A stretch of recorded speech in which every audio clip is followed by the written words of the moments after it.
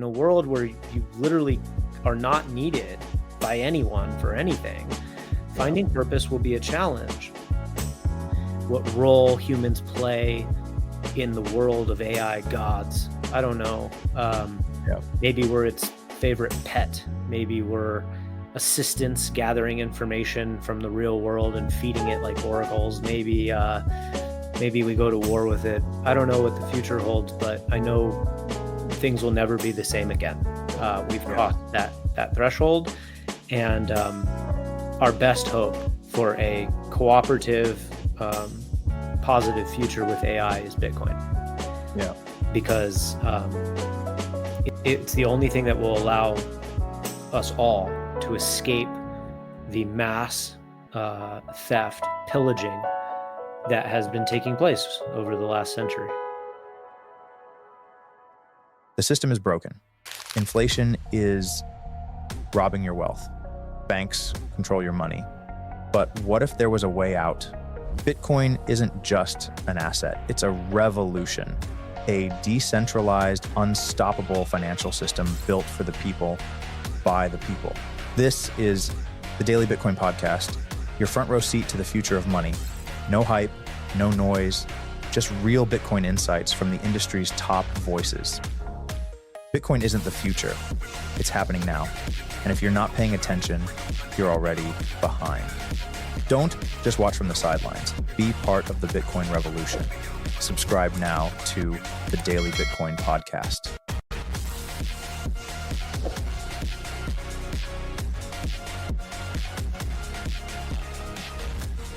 All right, we're live again. Craig Leblanc, the doorman, with the Daily Bitcoin Podcast. Special guest tonight, Matt Hill with Start9. Y'all have heard a lot of me. A lot of times we'll talk about Bitcoin mining and Bitcoin nodes, and y'all are probably like, what the heck is all that? Well, now we've got on stage one of the guys that has founded, in my opinion, one of the best nodes on the market, open source, a lot of that stuff, and it's just one of the true heroes that are just, building that Bitcoin second layer, third layer, as this Bitcoin becomes more usable.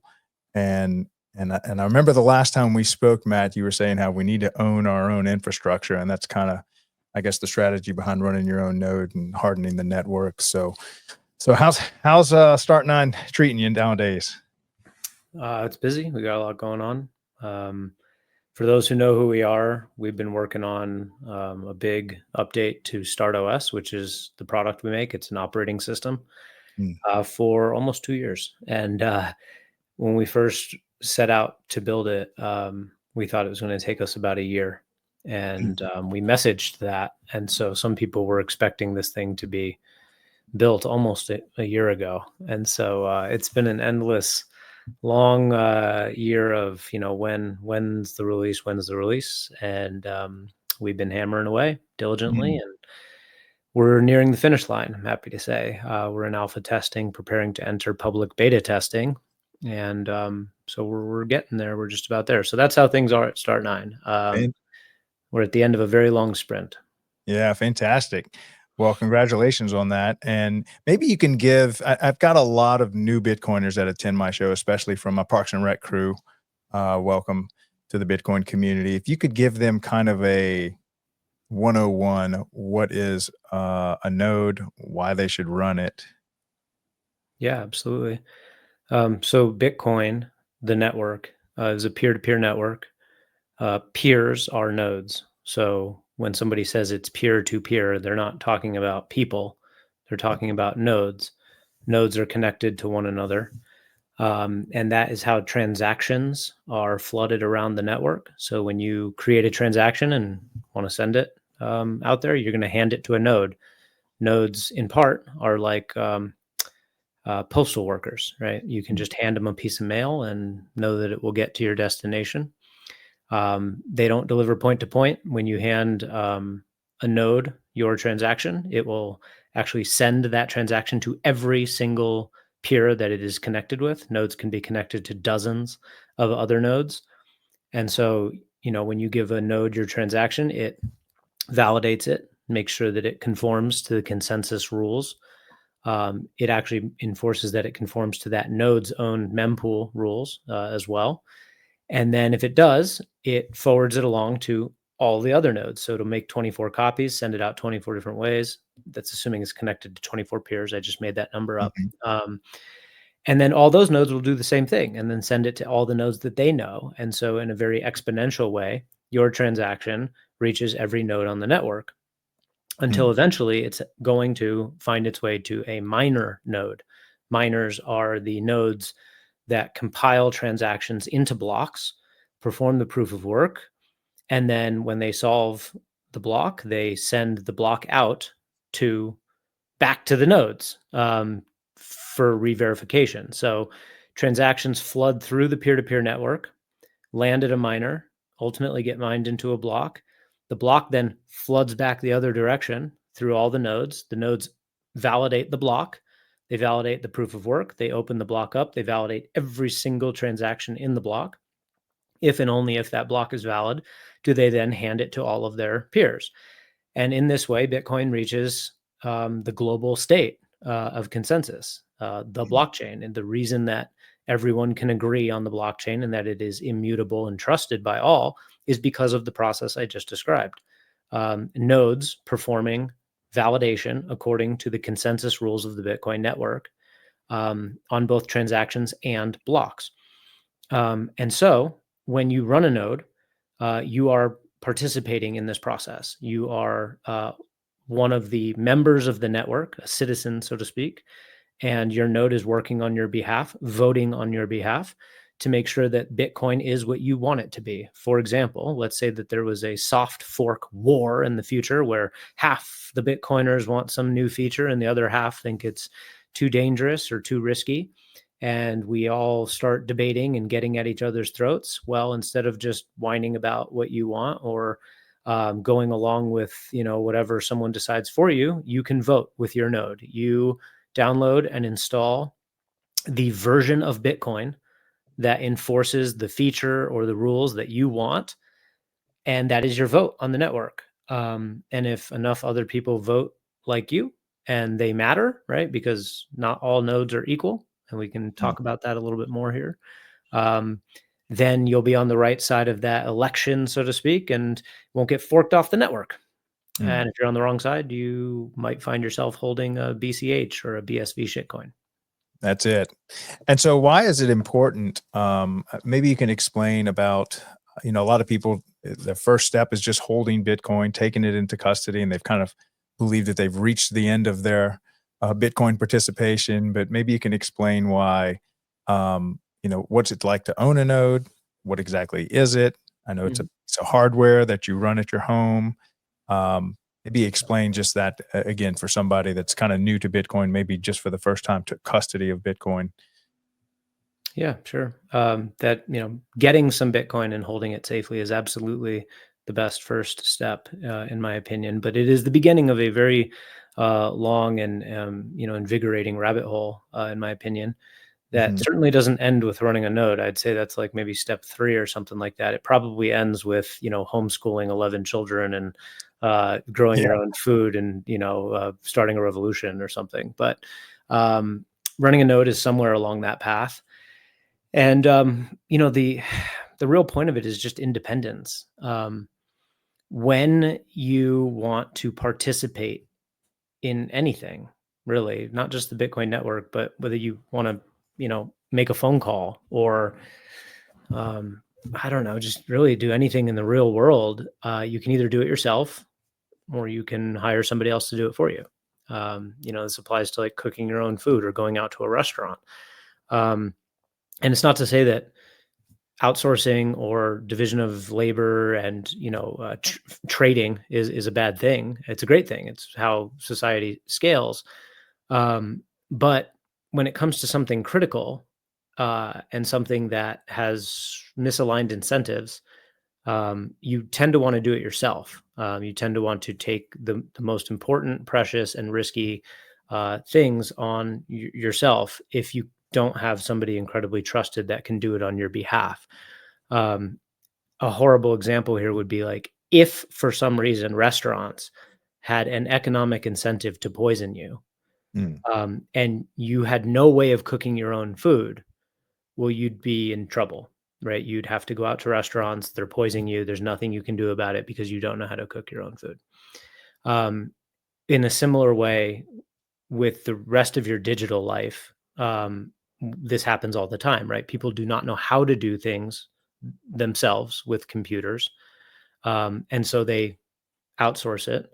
But it just so happens that the people they're outsourcing it to have incentives to harm you, have Mm. incentives to betray your trust and not do what's in your best interest.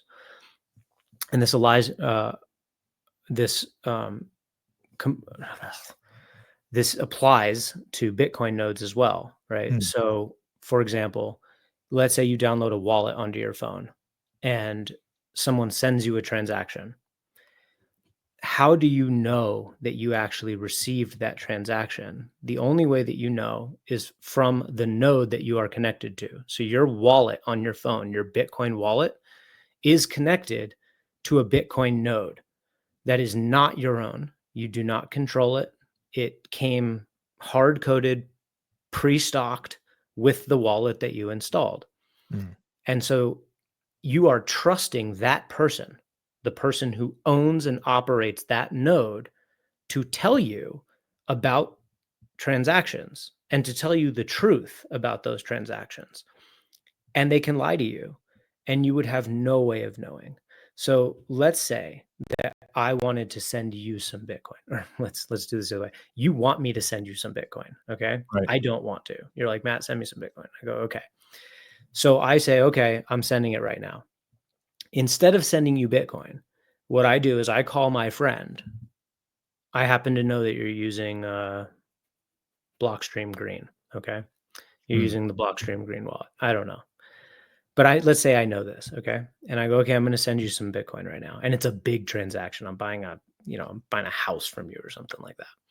Instead of sending you Bitcoin, I can call up my friend Adam Back over at Blockchain or Mm. Blockstream and say, hey, fake a transaction to Craig. Make his phone think that I just sent him some Bitcoin. Mm. 2 buttons, your phone beeps and goes, ding, ding, you just got a bunch of Bitcoin.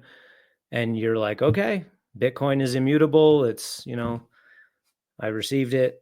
And then you think you got it. And I run away with your house. Again, Mm. bad example. But the idea here is that if you are not running the node, you are trusting somebody else to run it on your behalf.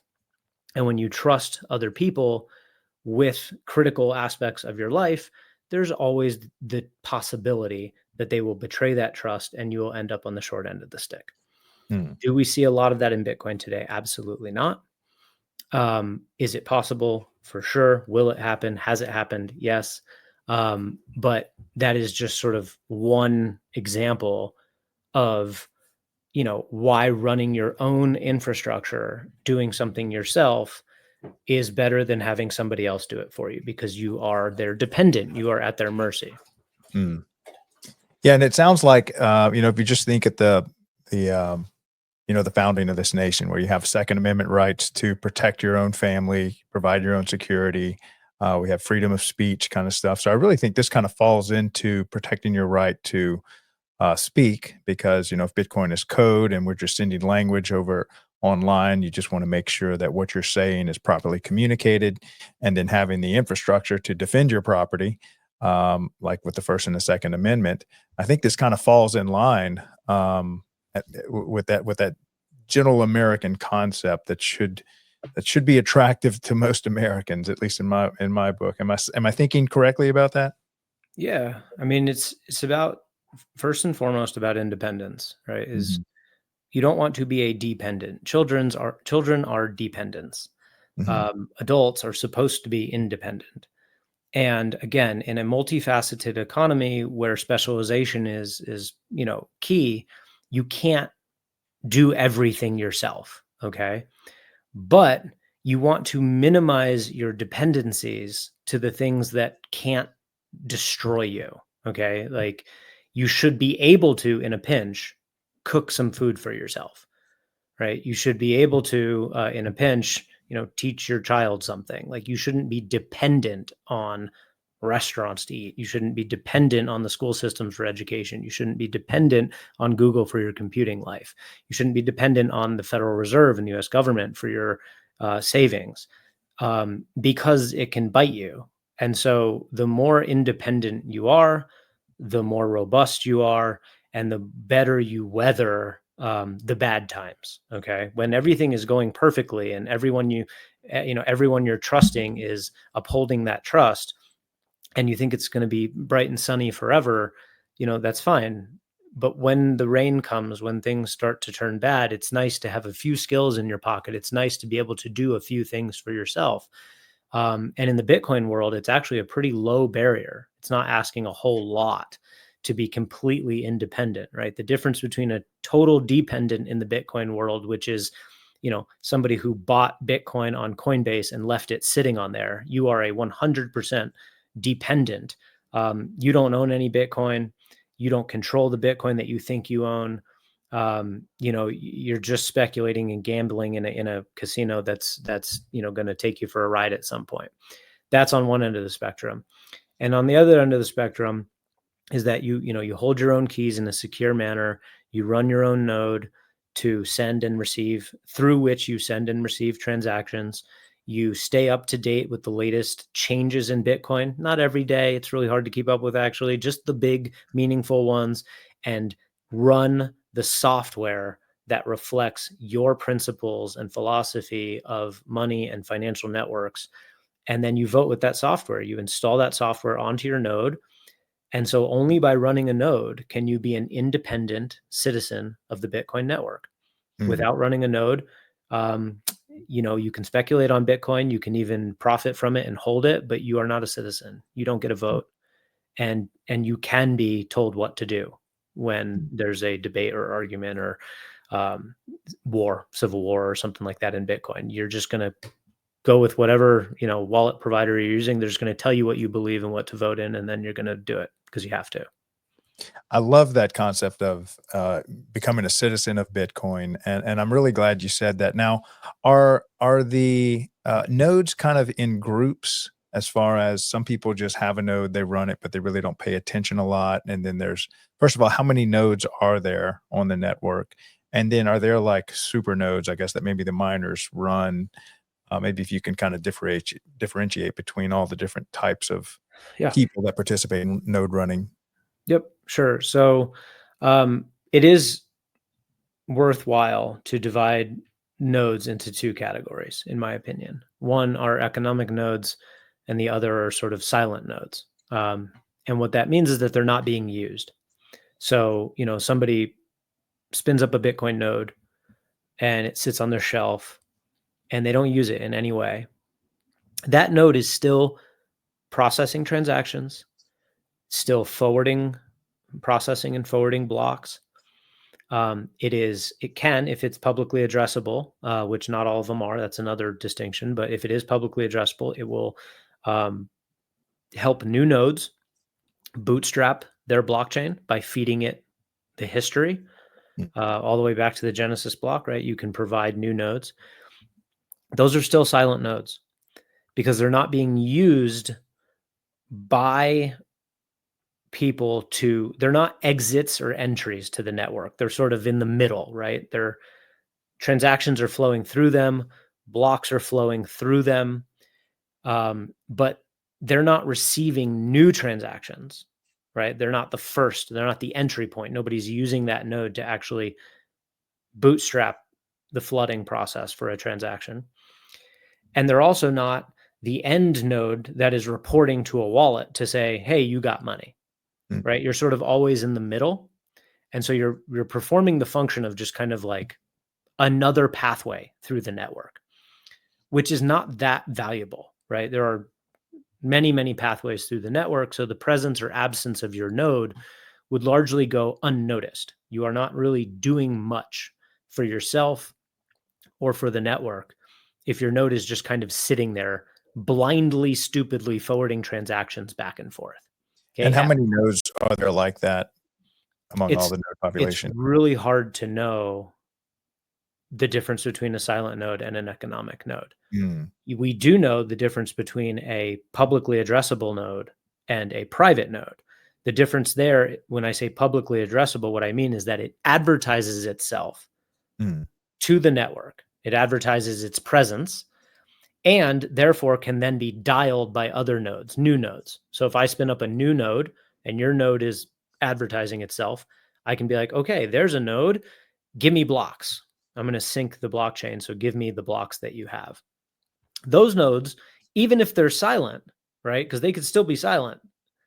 I know that doesn't quite add up when I said they announced mm, themselves, but that wasn't how I was using the word silent. The way before I was using the word silent is that they are not the entry point or the exit of new transactions or wallets confirming transactions, right? mm, So, however, it is still helping peers sync the blockchain when they come onto the network. So I mm. guess there's sort of tiers of nodes, right?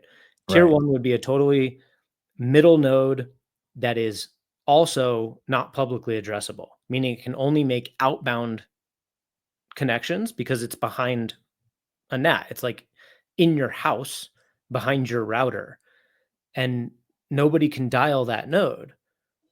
That's the point of the routers. It protects your LAN, your home network, from the internet. So nobody can dial your node unless you go through efforts to expose it to the internet so that people can dial into it. Or, like what we do on StartOS, we host the node by default as a tor.onion URL, which gets around the NAT, okay? Mm, Because Tor doesn't require an inbound connection. Nodes can talk to your node, they can dial your node mm, without getting through to your home network. It's sort of a magic thing that I won't get into the details of, but basically Tor is two outbound TCP connections rendezvousing as opposed to an inbound or an outbound. mm. Okay. So anyway, you have nodes that are totally silent, middle nodes. They don't exit, they don't enter, they don't exit, and they do not help others sync blocks. These nodes are sort of the least cool. Okay, Mm. they're sort of the lower class citizens, so to speak. And is that the largest population of nodes? Um, You think? I know it's kind of hard to measure, but it is, yeah. yes. And Um, just is there still, at last I checked, there's still around what, 20,000 nodes or approaching that? I'm pretty sure that the 20,000 number is reachable nodes, so those Mm, are public. I see. So those are not the lower class citizens. I believe Mm, there's upward of 60 or 70,000 nodes total. I see. I'd have to verify that, and there is no way to know for sure. Mhm, These are all estimations. Um, but the majority of them are uh, private, as in they cannot be dialed publicly, and they are non-economic, meaning they're mostly just sitting there. Now, is there a reason for them to remain private, or is it just the people just, haven't reached the stage to where they're participating at that level? It's mostly a technical hurdle. Mm, When you run a Bitcoin node on StartOS, it's public by default. mm, Public on the Tor network, which right. means it's anonymous. Nobody knows it's you, but your node is anonymously representing you on the Bitcoin network.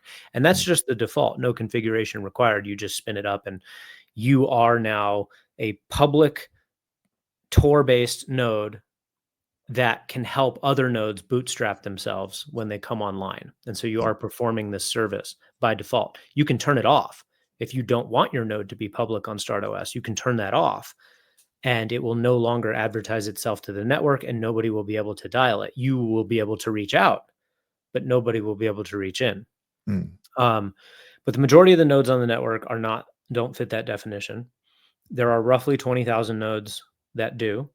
And of those 20,000, I mean, if we're being realistic here, there's probably a few hundred that matter. There's probably a Mm, few hundred that are what I would call economic nodes, not public nodes. Public nodes are good for syncing.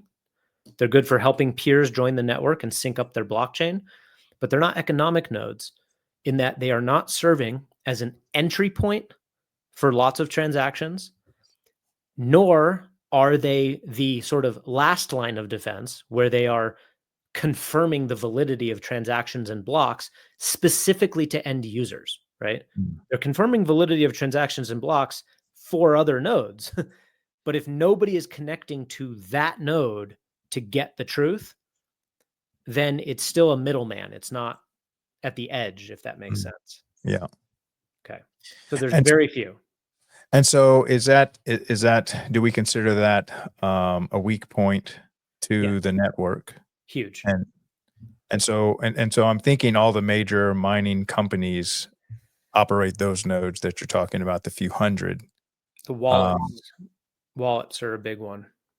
yeah. So when people install a wallet onto their phone or laptop, that wallet by default, and when I say the wallet, I mean the app on the phone, okay? The client software. That app is hard coded by default to reach out to a node that is owned and operated by the people who wrote the app.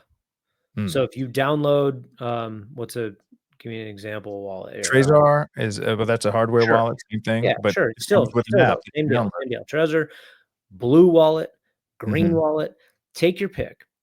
You download the wallet, you create a seed or you enter an existing seed, and it shows you transactions. Okay. It shows you blocks, it shows you transactions. How did it do that? Well, it reached out to a node that is owned by Blue Wallet, Green Wallet, Blockstream, Trezor, the company, right? And it's asking them for information. mhm, And that's fine. I'm not against the practice of seeding default nodes, mhm, but all of these wallets, any wallet worth using, I should say, okay, allows you to go into the settings menu and change the node to no mhm, longer connect. So if you're using Blockstream Green, you can go into settings and instead of connecting to Blockstream's Electrum server, Electrum is a service that sits on top of Bitcoin, you mhm, can connect to your own Electrum server and thereby cut Blockstream out of your financial life. They no longer know what transactions you are sending and receiving because if you don't mhm, change that default, whoever's running the node that you're connecting to knows everything about you. They know your IP address, they know your approximate location, they know how often you open the wallet, they know what currency it's listed in, they know who you're sending money to, they know who's sending money to you, all of it. mm, Now, they can't stop it necessarily, right? They can't censor you. I mean, they could cut you off of their node, but that would be stupid because you would just connect to a different node and circumvent mhm. them. But it's mostly about privacy, right? Right. Running your own node is not just about independence, it's about privacy, which is the other half of sovereignty, Mm, right? Sovereignty is thirds, I should say, which is privacy, security, independence. right. And so what about aside from the wallets, how about like the big miners? Yeah. What role do they play in this? Well, the miners are running nodes. You Mhm, can't be a miner without running a node. mm, For example, if you're running a home miner, like somebody's at home and they're running a little bidax or something like that, if you are not mining to your own node, you're not a miner. Like strictly speaking, mm, definitionally, you are not a miner. You are a hasher, right. right? You're producing hash. You're spending electricity to produce hash, but you are not mining Bitcoin. You are not composing transactions into blocks. You are not performing the proof of work checks. You're simply selling hash Mhm. to a pool. And then they're doing all of that, which again is not nothing. It's fine to do that, but you should be clear about what you're doing. You're not mining Bitcoin. Yeah. Yeah, I had Bob Burnett come on to the show Yeah. early on, and he kinda explained that to me as well. I was really unaware. I was thinking that but it makes sense that all you're doing is providing hash, which basically you're like you said, you're just selling your compute. Yes. And Mm, again, that's fine. But if you want to mine Bitcoin, if you want to be a miner and perform the function of miners on the network, which is a very important function, security for the network, you need to mine your own node mm. And so or to a pool that upholds your principles, right? mm, Like again, you can go out to dinner in Bitcoin, right? You don't have to do everything yourself. You just should be very careful about who you entrust your vote to. mm, A lot of people don't trust anyone, so they mine themselves. They mine to their own node, and if they win, they get the full reward, right? They solo mine, they play the lottery, mhm, and there you go. It's a $300,000 KYC free payday. There we go. Okay, so if you are setting up an ideal situation for a new person to Bitcoin, let's say they're in, they want to do what they can, kind of what's the setup that you would recommend on Yeah. the wallet side? Get a little BitX, and then obviously buy a Start9 node. So what's Step the setup that you'd recommend? step one is cold storage, Mhm. right? What's your Um, favorite cold storage wallet, I or what are a few hate that you might to say recommend? favorite because I got people who will come at me. Um, I'll state my top 3. That's perfect. Okay. You can I don't take wanna your top leave five. anybody out. Let me state my top 3. Yeah, top 3 cold storage hardware wallets, okay? Right. You also have, like, seed plates and stuff, which is also really important for Mhm. disaster recovery, but in terms of just hardware wallets, I'm a CoinKite fan. I love the cold card. Mhm. The new one that they got over there is really cool. Full calculator, I think it's the Q. Mhm. But you can't go wrong with cold card. Um, I was, I used Trezor, Mhm. for a long time. I also use a cold card, but Trezor is tried and true, great team, open source. They've been around since the beginning. You can't go wrong with Trezor. It's probably the most user friendly. Mhm. If you're looking for something that really just caters to the end user and is kind of bulletproof UX and Yeah. also extremely secure and tried and true. Trezor's the way to go. Yeah, Cold that's card the one can, I've been using from the beginning. yeah, cold card can feel a little techy. Mhm. Not just because the way it looks, but just the whole user experience around it. It can, but it's also extremely powerful and allows you to do some really low level, like bespoke things in Mm. a fairly intuitive way.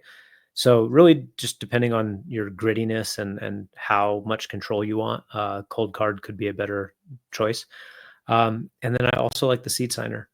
Mm. Um, because it's a totally different way of thinking about cold storage, right? It doesn't treat the seed in the same way that the other ones do. It's meant to be entered every time you spend it, and there's some use cases for this.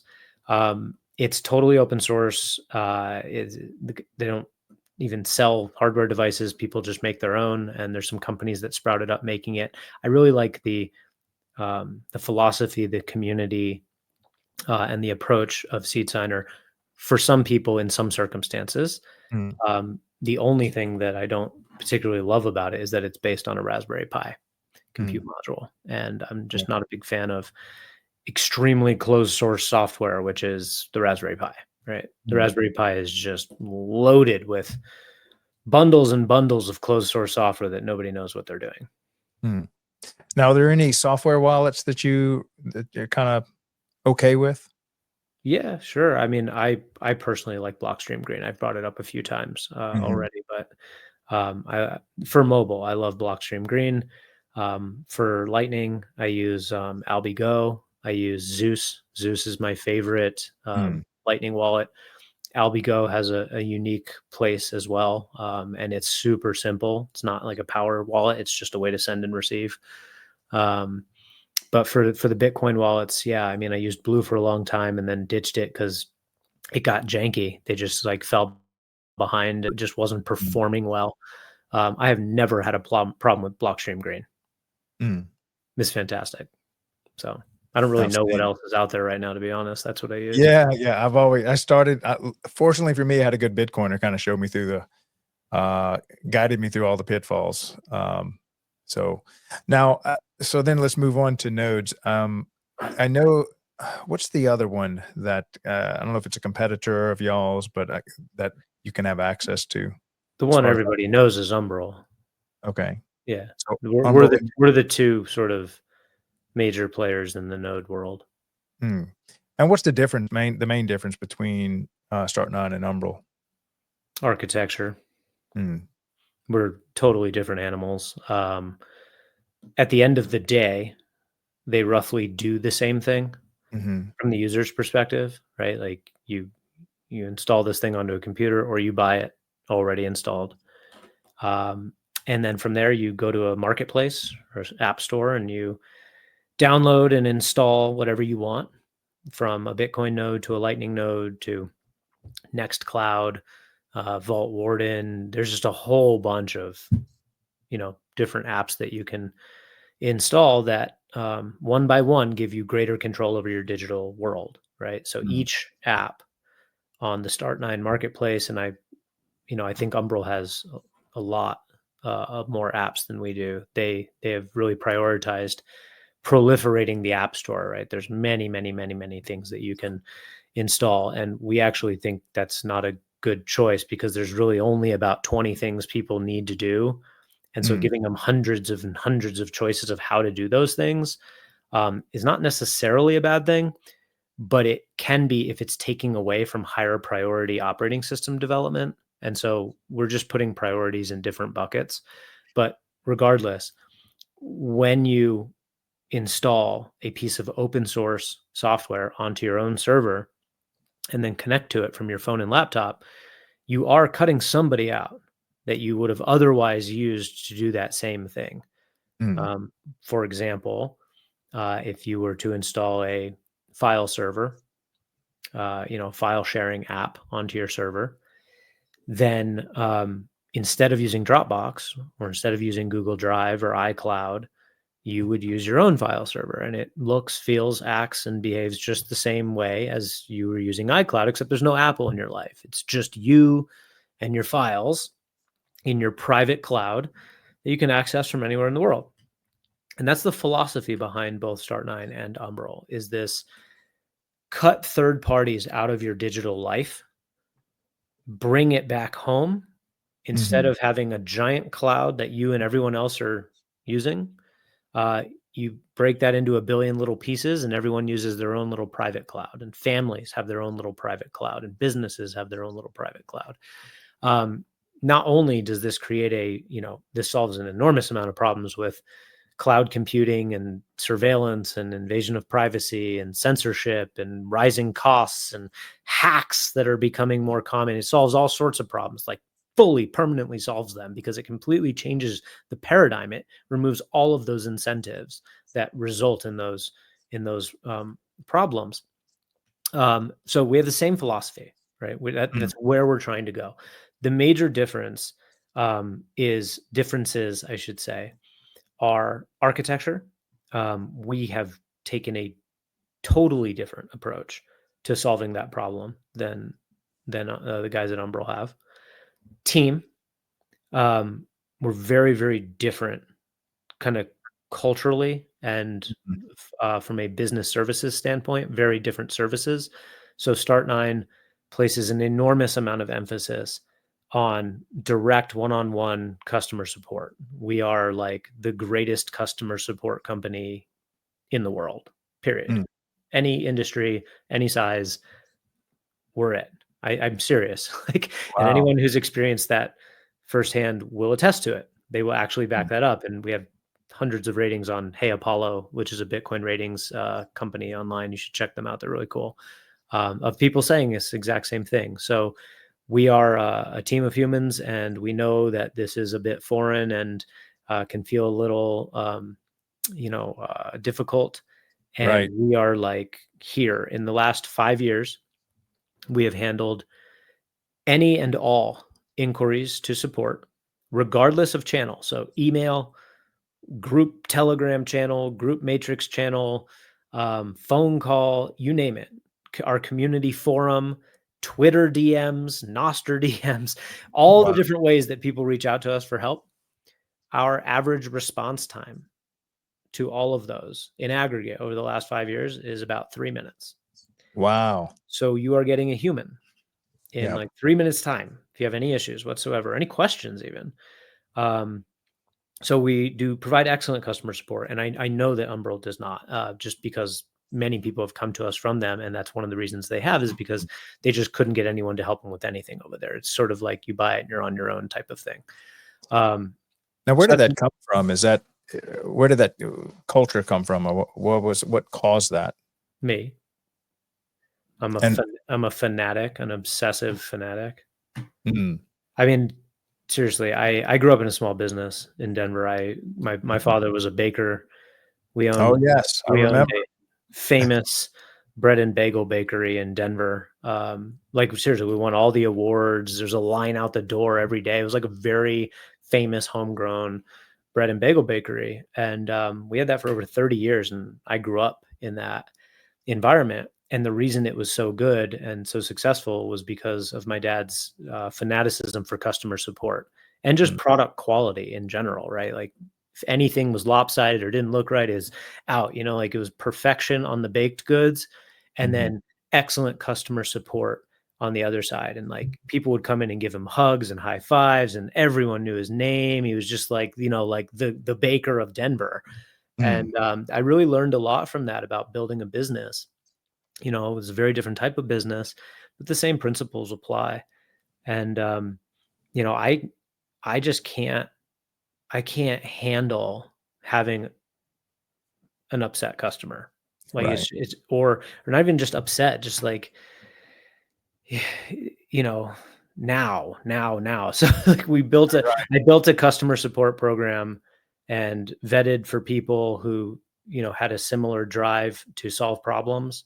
Mhm. And it's a passion at this Yeah. company. We are very passionate about um, welcoming somebody who is either confused, curious, or troubled, whatever, and having them leave with like a wow.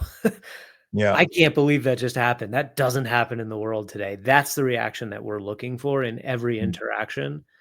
Um, and and I think that's why we're going to be successful. In addition to the fact that we make an extremely high quality product, arguably, I think, of course, the best. And as I yeah, mentioned, that's when the we best first, sales pitch right there, is just having good customer service and meaning it. And now, any idea how many Stark 9 nodes are up and running in the yeah, market? yeah, we have rough estimates, but we actually can't know for sure, sort of Mm, by design. right. But we have some decent estimates, and it's somewhere in the range of 6,000. Mm, So if that's true, and there are 6,000 active nodes out there running on StartOS, which we think is a reasonable estimate, mhm. it means that we're almost one third of the reachable nodes on the Bitcoin network. Wow, man, that's something to be proud of. We want more.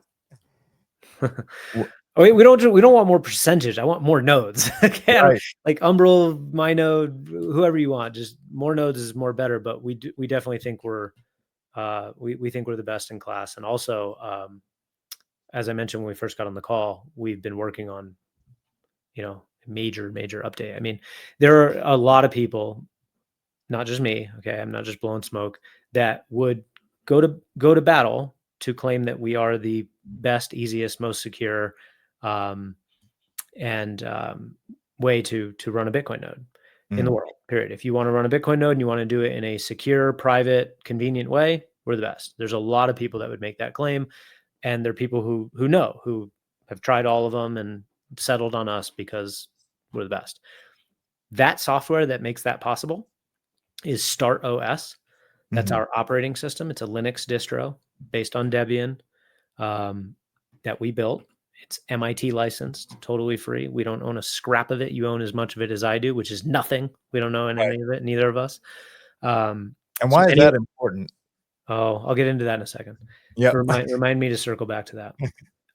So StartOS, right, is this operating system that makes not only running a Bitcoin node easy and safe and convenient, but Lightning nodes, Nextcloud servers, file servers, messaging servers, password servers, blogs, websites, you name it. It just makes hosting software on the internet extremely easy. Um, and it does so without compromise, right? Like we're not in the middle. We're not a middleman. We can't see what you're doing. We have no insight. We're like Home Depot. You buy a hammer from Home Depot, they don't know what you use it for. Mm, You buy a node from us, or you just install StartOS on some computer that you have, because that's fine too. We have no idea. We mm, have no idea that you did that. We have no idea who you are. We have no idea what you installed on it or what you're using it for. We have no way of knowing, which is by design. We don't want to. That software, StartOS, that makes all that possible, we threw it in the garbage. We literally just trashed it. The whole thing. Nothing, nothing has survived the rewrite.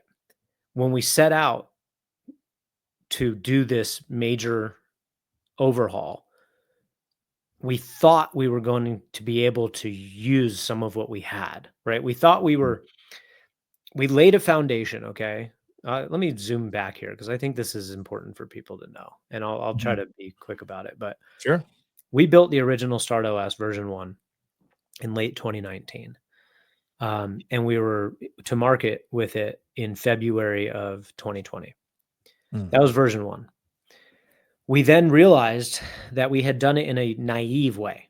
We had basically like done the base case, okay? Like how can we make it easy for someone to run a Bitcoin and Lightning node, like ship it. And we did, and that's fine to do. But we recognized all the things, all the reasons it was inadequate, all the reasons it wouldn't get us to the promised land where, the end game of what we were trying to build. So we didn't even bother to build on top of it or fix it. We just threw it away.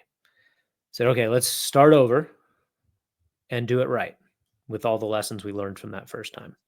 Well, that second version came out in 2022, early 2022. So it was almost a 2-year journey. It might have been late 2021. It was Mm. almost a 2-year journey to get version 2 out the door. And it was a big difference. It was a big difference. We had a very flexible abstract dependency management system. We had a health check system. We really put a lot of stuff in there that we knew was going to be necessary for scale. Mm. And it was okay. It was cool. It was definitely an improvement on version 1.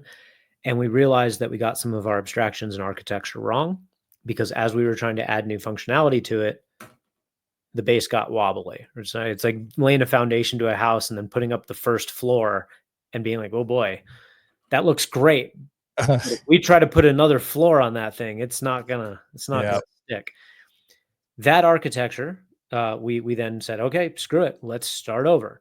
That architecture, that version 2 architecture, is roughly what Umbrel has right now. Mm.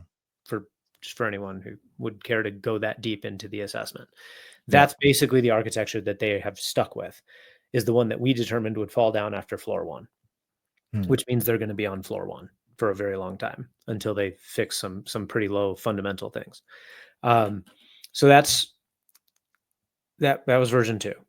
Version 3 came out, in November, December of 2023.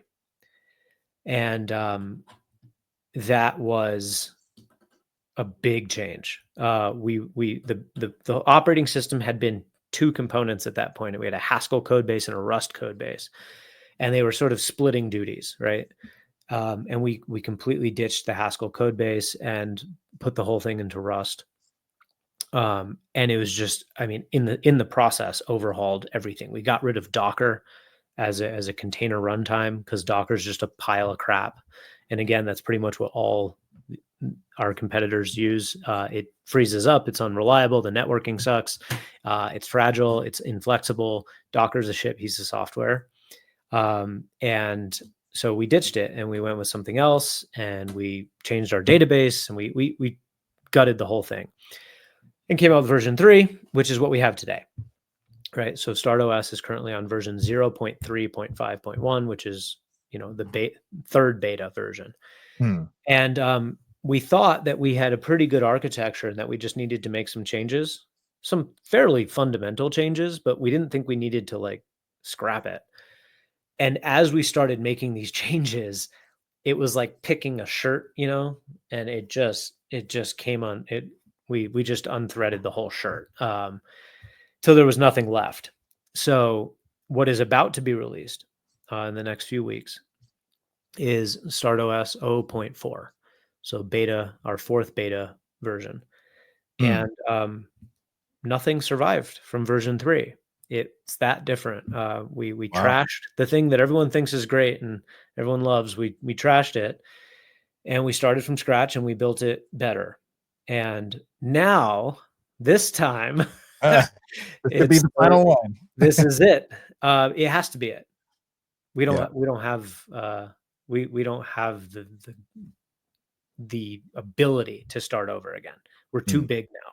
Okay. We're not some little garage band anymore, right? We're also not Apple. We're Right. closer to GarageBand than Apple, far closer, but Yep. we're too big to start over. We don't have the time. We don't have the resources.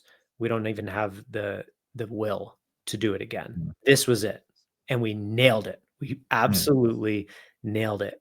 Backs against the wall. Fourth time's a charm. We knew we had to get it right. And the amount of work that went into this is really unfathomable. We have just been breaking ourselves for the last 18 to 24 months on this version. And it is just a masterpiece. Wow. And in 2 weeks, you say this is released? 2 weeks is the meme. Yeah. Ah. 2 weeks TM. Um, that said, we do expect to be in public beta testing Mhm. of version 4 by the end of April, which is exactly 2 weeks. So Wow. memes aside, our goal is to get to public beta by the end of April. Mhm. That's our goal. I don't know if we'll hit it, but things are looking good as of April 16th, which then might get us into full production by the end of May, which would be good timing for the Bitcoin conference. Oh, So fantastic. that's the goal, is to get to production by the conference, to get to public beta by the end of April. But we still have some things to do. And if I look tired, that's why. That's it. Well, congratulations. Uh, Are you presenting at all or going to, Las Vegas? yeah, I'm bringing the team. We'll have a booth. We're going to bring a bunch of servers. I'm giving a speech. I have a solo speech on stage. Fantastic. So yeah, should be a good Well, conference for us. We're really looking forward to it. yeah, well, thank you so much for explaining all that. I did wanna, since we got about 10 minutes left, I wanted to end on, something I thought of the other night, and I was like, I'm gonna float this by Matt and see, what he has to say about it. But I was thinking about how, um, Bitcoin is gonna force, or AI is gonna force people, excuse me, Bitcoin is gonna force people to use AI Hmm. because the hurdle rate to get capital is gonna be, what Bitcoin performs each year. So if Bitcoin's performing at like a 60%, um, ROI per year, or 65% by some measurements, then why would anybody lend you money for any type of entrepreneurial endeavor? Why not just keep it with the risk off asset? And so I think AI forces you, or it kind of forces you to look for these efficiency gains that really only companies that start to incorporate AI into all parts of their businesses are going to be able to start touching that. I mean, I'm not even sure what an investor would probably expect you to Yeah. double his return before he would even consider selling his Bitcoin for you. Thoughts on Tho- that? Those feel like unrelated but highly compounding things, right? So Mhm.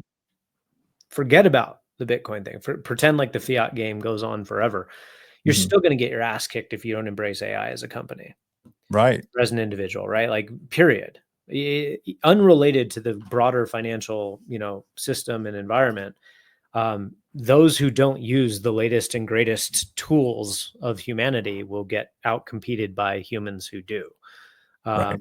and most people, shockingly, not in the Bitcoin world, but in the broader, world, are underestimating AI. Mhm. That's a really popular thing to say amongst people who are not underestimating it, but most people are underestimating how good it is. First of all, how fast it's improving. Secondly, Mhm. and Yes, that's what and people don't three, see. just the sheer impact that it's going to have on our society and Mhm. civilization. It is total game changer, inflection point for human history. 10 years ago, even 5 years ago, I would not have guessed at the level of efficacy of these LLMs in my Mhm. lifetime, right? If you had asked me 10 years ago, how good is an AI going to get in my lifetime? I would not have said as good as it is today. It Mm. would have been lesser. And now we're improving at orders of magnitude on an annual basis, and who knows where we go. We are spiraling rapidly into an unknown future as a species here, and largely because of AI, but also the other technologies. I mean, augmented reality and distributed consensus networks like Bitcoin, really the only viable one at this point. But the idea has now been hatched for all of posterity, And I mean, we got micro technologies, we got biological Mhm. technologies, both positive and negative. We might be the era that doesn't die. You know what I mean? Like, I Right, don't think that's going to be me, but there might be people who are alive today that live for 1,000 years. right. I mean, I'm not saying that in jest. Like that. So we're No. at the precipice of that kind of technological breakthrough on all these different fronts. Mhm. And it creates this like almost paralysis of how do you even move forward with that kind of change and uncertainty forecast. But Yeah, I uh, I've often said that, our superpower as a species is adaptability, but we're getting ready to test that superpower big time because it's almost like it's constant adaptation, because it's evolving so quickly. I mean, just this show right here, we use AI on almost everything, from our graphics design to building the shorts to doing the voiceovers, and it's stunning the amount of I mean, we produce 3 hours of live content every single day, and how quickly they can get it onto the YouTube channel and out to the people we make it for. yeah, It's mind-blowing. I mean, this would take an entire like a whole floor of people to do what yep, just a couple of designers can do now. yeah. Um, It's pretty incredible. And then you compound that, where this began was with Bitcoin and accessibility to capital. That's only going to exaggerate the winners and losers here, right? The people right. who can leverage technology, particularly AI, just won't need as much capital to Yeah. build businesses. I mean, you're going to witness the era of one man companies, Mm. right? We're approaching the day when a single person can run a Fortune 500 company that has a billion customers. Yeah, I would say he's born. He he is already born. Yeah, like Uh, you're gonna have companies that are one person and a bunch right. of agents, bunch of AI agents. And what does that mean for everyone else who otherwise would have worked for that person and made an income is still somewhat of an unanswered question. Yeah, I I don't have see an jobs. answer. You do? I do, but go Go ahead. ahead, I wanna hear it. If you let it play out, which is Mhm, not what's going to happen. Okay. mhm, The politicians, the regulators, and the people themselves will fight this tooth and nail mm, for the sake of tradition. Okay. It's tradition that humans are beasts of burden. It's tradition that we toil from birth till death and maybe hope for 10 years of peace, in retirement or something like that. Like, it's yeah, just tradition. These right, aren't rules of laws of nature. They are they are practices and cultural norms that arose from the technology and understanding of the day. mm, And when the technology changes and there's a lag, there's a cultural and societal lag behind technology. And it takes a long time for us to catch up and restructure society around technology. Secondly, that process is artificially restrained um, for a variety of reasons, but one of them is quite nefarious, which is just outright theft. Okay, so right, when technology advances, it's leverage on productivity. Okay, just mm, economics 101 here. Technology advances, you can be more productive, right? You're more productive digging with a shovel than you are with your hands. Okay, right, which means if that's all you were doing for your life was digging holes, and then a shovel comes along, you can now do the exact same amount of digging in a fraction of the time that you did before in order to earn the same that you would have earned before. But now you just have more time. Okay. right, The extreme of this is humanoid robots digging for you or magical buttons that just dig, right? Like whatever. Just I'm creating a science fiction end of the spectrum example to prove a point, which is that mm, at the precipice of technology, in any given endeavor, the need for human labor shrinks to zero. right, The exact same amount of work got done. And the machine doesn't need to get paid. Right. So what that means is that in a technologically advanced society, nobody should have to work, but everyone should get paid. That's not UBI. That is Mm. not UBI in the sense of like a socialist scheme to take money from people who have it and then give it to everyone else as income. It's not a taxation. It's not a redistribution thing. I'm talking about a free market. I'm saying that I should be able to produce. Like, let's say you go to a restaurant, and restaurants are easy, right, to pick on. So you go to a restaurant and you buy some food, right? And that took chefs to make it. It took, people to wait tables. You had hosts. But now let's say you go to a fully automated restaurant, right? Not one human there whatsoever. And the food, you pay the same price. Obviously, in a competitive market, the price would come down as well, but you pay what you would pay. And the owner pockets all that money, right? So the owner is now working 0 hours and is incredibly rich because they can rinse and repeat this over and over and over again. But the same opportunity is available to anyone who would have otherwise worked at that restaurant. Okay. So the end game of our economic system, as I see it, is if, again, huge if, not going to happen, but it will very clunkily over time with lots of bloodshed probably, but eventually the economic system that we arrive at is nothing short of a fully free market capitalist society where the prices of goods and services have been driven so low by economic efficiencies that you can charge basically a premium for the human touch, potentially literally, like if you're a masseuse, okay? But I foresee mostly a services economy where somebody is doing something for somebody else that maybe they don't really need the person who's receiving that service. Like maybe a robot could do it, but you want sort of humans in your life. And Right. so even the smallest bit of assistance from another human, whether it is someone coming to, fix your toilet or someone doing, talk therapy or whatever it is, just some kind of providing some kind of service to you, the cost of that service would be such that the person getting paid would be able to pay like a week's worth of bills for an hour of work. Okay.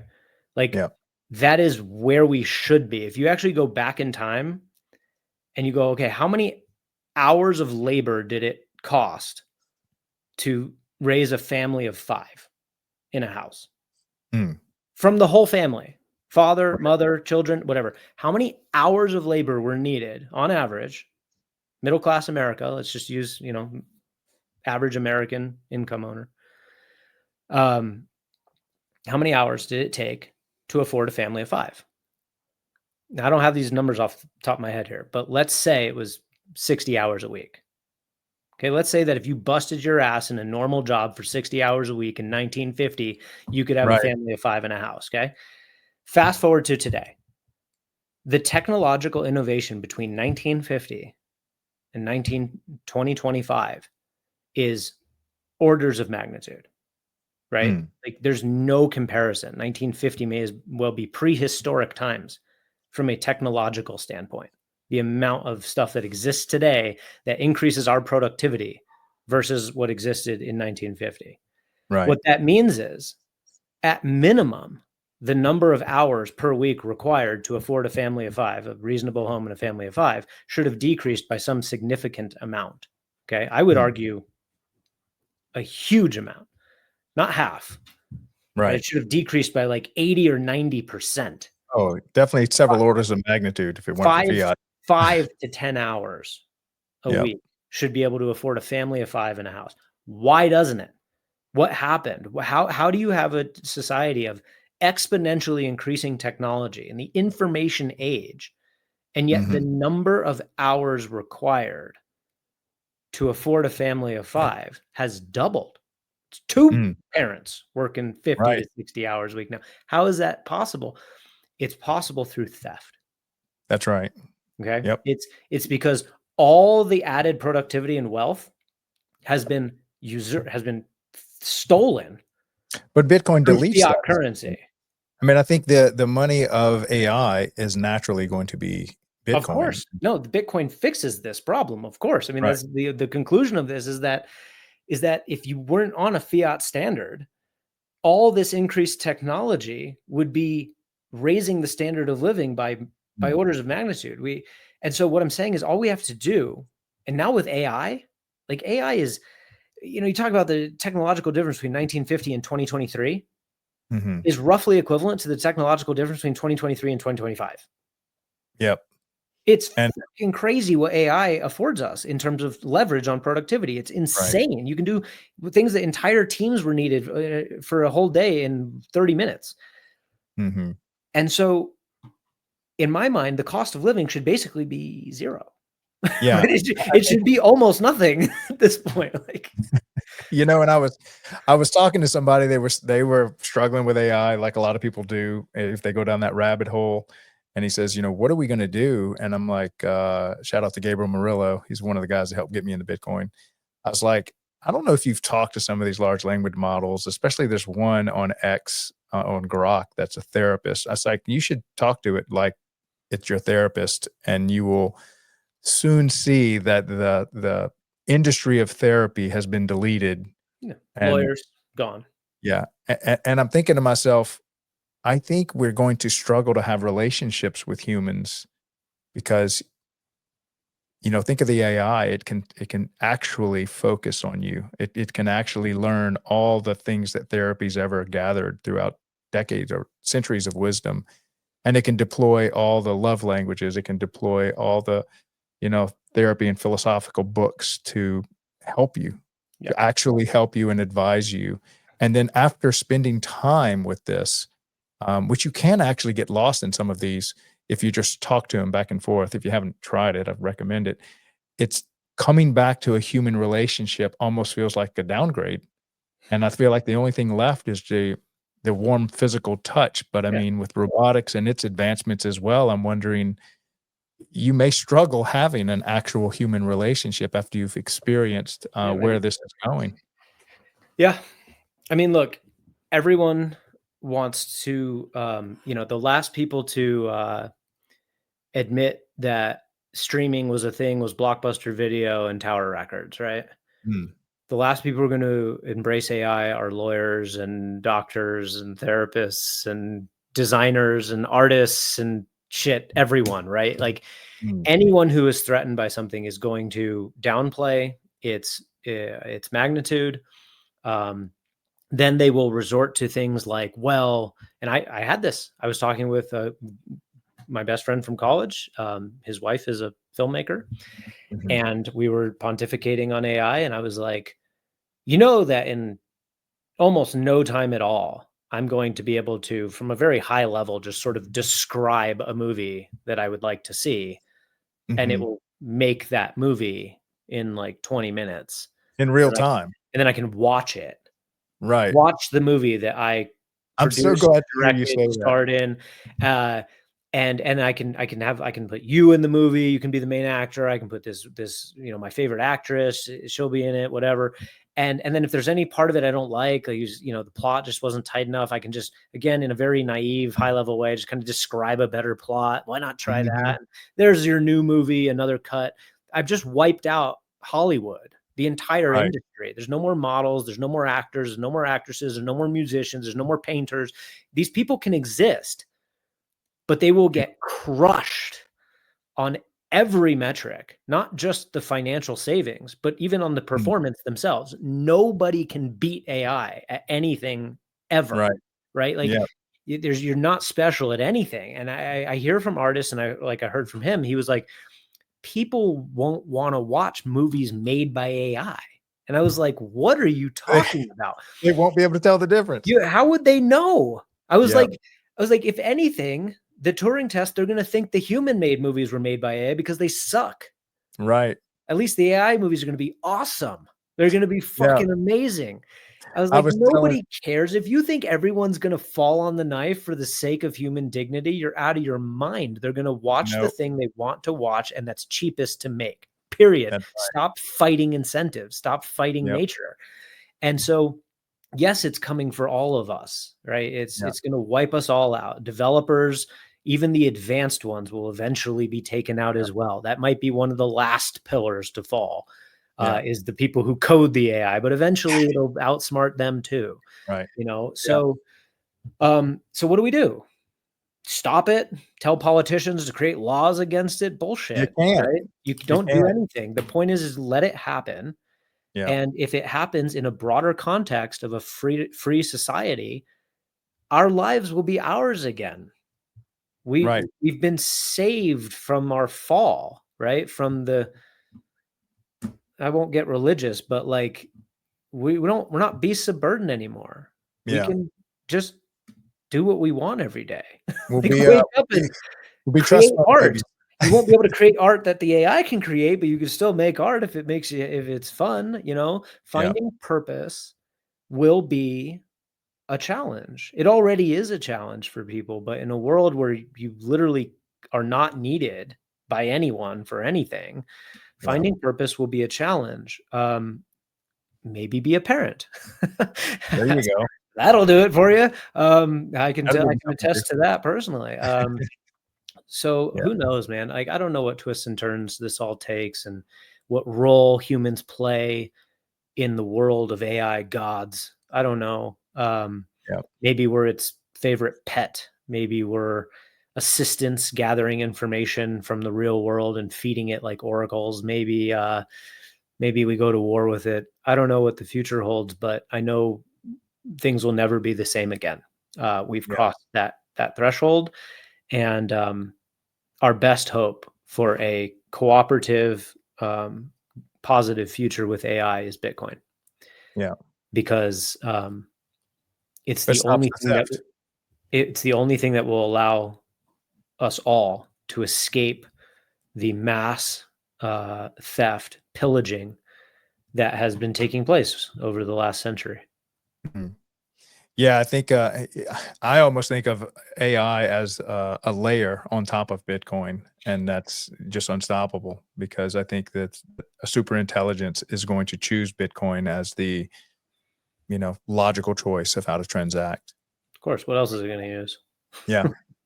Well, man, we should have started off with this level of the conversation. This was what I love to talk about, and I Oh, was even telling about the movie part. I was telling my friend that the only thing stopping the movie you're describing from starting is the AI is impatiently waiting for you to finish the description. It yeah, could have pressed play. It could have started the movie as you started to describe it real time, and yeah, yeah. things It's are it's yeah, it's it's coming. But yeah. This is the fun stuff. yeah, But I'll love tell you it. what, just to bring it home real quick and just end on a start nine note, since I'm Yeah, on let's do it. there. You know, as AI proliferates, it's going to Mhm. proliferate into physical machines. So, Absolutely. um, and I don't just mean humanoid robots. I mean cars, planes, thermostats, door locks, Mhm. cameras. Like, we are going to live in a smart world. Everything is going to be connected. Everything is going to be smart, and powered by AI.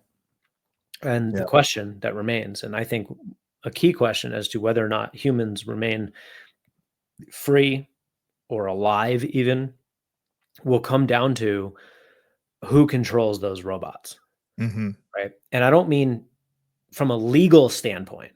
I don't mean from a business standpoint. I mean from a practical standpoint. Who controls them? For example, if you have a Ring doorbell, you don't control that. That is not your doorbell. Mm. Okay, that doorbell belongs to Ring, the company. You are a perpetual leaser, right? You buy the thing, it's yours. You bought it, but it's really not. It's like putting Bitcoin on an exchange, right? It's not yours. You don't control it. Yeah. Any executive at Ring can turn it off. They can turn it on. They can look through it. They can record the video that's coming out of it. They can charge you a monthly subscription to store that video, et cetera, et cetera. It's not yours. You are a renter. Okay. Yeah. And that is the direction that all of these AI products are going in. All of them. Every single smart device that you buy, including light bulbs, right, can be remotely controlled by Amazon. Um, and this is the foundation of the horribly dystopian, AI-driven, totalitarian future that we all dread.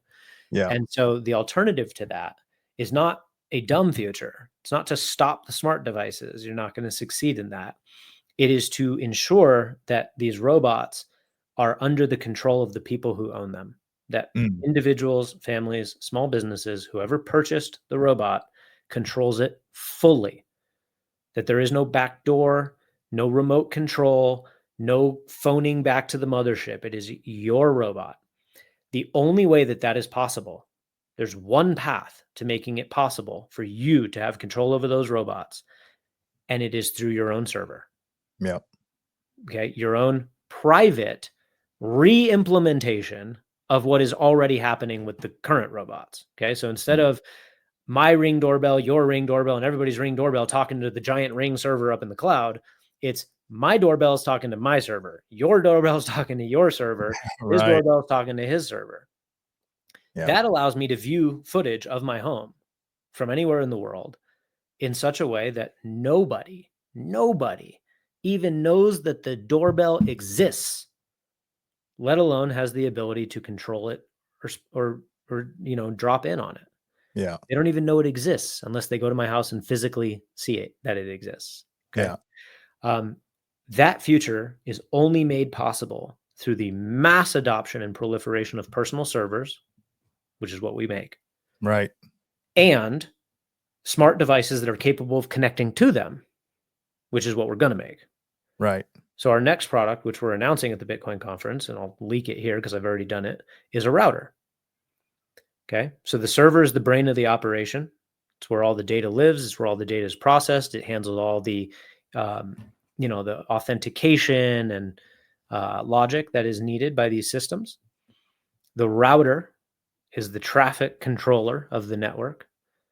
It decides what gets out, what comes in, who can talk to whom on the network. This is all necessary if you're going to fill your home with robots. Okay. All those Right. signals are going through the router. The router is the traffic controller, sends packets, right? And blocks things if necessary, and chooses how the internet and when the internet can be accessed and all the rest. So we're launching a router. We're already off and building it. No due date. I'm hopeful that it will not take as long as version 4 of the server did. Right. Right.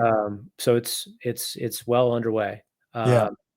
Once we have the server and we have the router, and the router, like the server, will be completely open source. We will not own it in any way, shape, or form. We are giving it away. We're putting every last drop of our lifeblood into this product, and then we're just handing it to the world. Love it. And we will maintain our relevancy through warranties, branding, and support, customer support. Service. That's right. That's all we can. That's the only defense we have. I did want to say that I'm interviewing. This is coming on my Parks and Rec channel, but we like to highlight technology that's coming into Parks and Rec. But just so that people know how close the world that Matt is describing is upon us, Dr. Weston Floyd and Dr. Chase Straw, PhDs at Penn State and at Texas A&M, are trying out in several of our park systems. They have autonomous flying robots that identify weeds on sports turf and then will spray the individual weed and kill it from there. And this is being done like real time right now, so that they can release to where, because one of the hardest things on maintaining sports fields is the constant war that they wage on Mother Nature and the weeds that infiltrate and stick on your feet and all that kind of stuff. And so you can imagine, at night, these little drones flying over and individually spraying the actual weed. Yeah. You wouldn't want that to get in the control of the wrong hands. It is. Yep. Right. It's more like we need to take it back. Because right now, pretty much every robot that's produced is in one way or another connecting to a mothership that can control it. Yeah. There's almost nothing, unless you do it yourself, that doesn't fit that description. So we need to stop this trend and reverse it. And by we, I mean, you don't need anybody else to do this, right? The whole world can adopt cloud-based drones and humanoid robots, and you could have your own private fleet. You don't need anybody else to do it. There's no network effect problem here.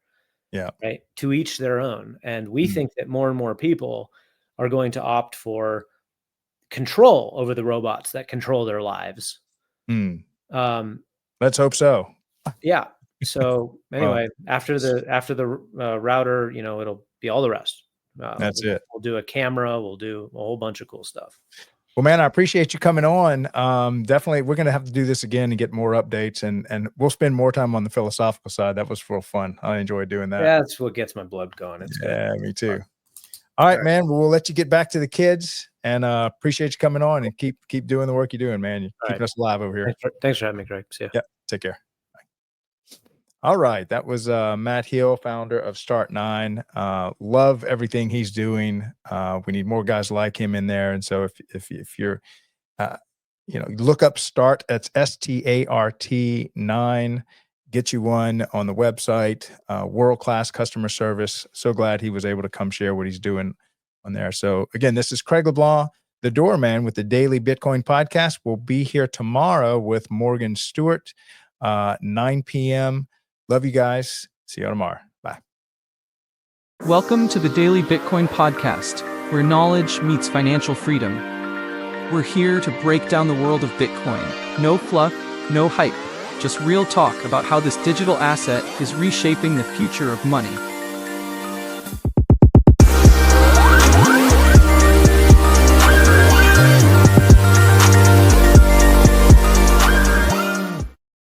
Inflation is stealing your purchasing power, but what if there was a way to fight back? Enter Bitcoin, the digital currency that empowers you to take control of your wealth. Ever wondered why your money doesn't stretch as far as it used to? At the Daily Bitcoin Podcast, we educate from expert interviews to breaking news. We bring you everything you need to stay ahead in the Bitcoin community. Market updates, expert insights, real-world use cases, and practical tips to navigate the Bitcoin economy. So whether you're a seasoned Bitcoin investor or just getting started, this is your daily dose of Bitcoin wisdom. Don't miss out. Subscribe now, hit that bell icon, and let's break free from the chains of inflation, one Bitcoin at a time. The Daily Bitcoin Podcast, your gateway to financial freedom.